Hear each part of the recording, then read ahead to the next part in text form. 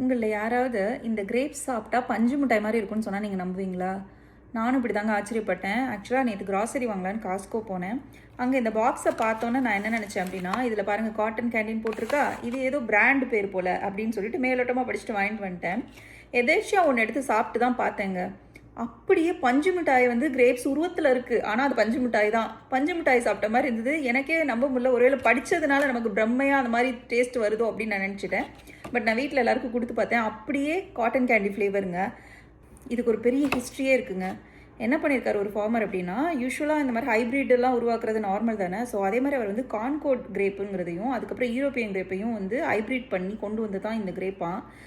But நான் search பண்ண வரைக்கும் கான்கோட் கிரேப்பும் காட்டன் கேண்டி ஃப்ளேவர் கிடையாது, யூரோப்பியன் கிரேப்பும் காட்டன் கேண்டி ஃப்ளேவர் கிடையாது. பட் இது ரெண்டையும் மிக்ஸ் பண்ணால் இந்த ஃப்ளேவர் வருது போலுங்க. ஆனால் செம்ம டேஸ்ட்டாக இருக்குது. கண்டிப்பாக உங்களுக்கு ஆப்பர்ச்சுனிட்டி இருந்தால் அதை ஒரு தடவை ட்ரை பண்ணி பாருங்கள். அண்ட் இந்த மாதிரி இன்ட்ரெஸ்டிங்கான வீடியோ பார்க்கணும் அப்படின்னா கண்டிப்பாக சேனலுக்கு சப்ஸ்கிரைப் பண்ணிக்கோங்க. அண்ட் இந்த வீடியோ பிடிச்சிருந்தா லைக் பண்ணுங்கள், ஃப்ரெண்ட்ஸ் அண்ட் ஃபேமிலிக்கு ஷேர் பண்ணுங்கள். பாய்.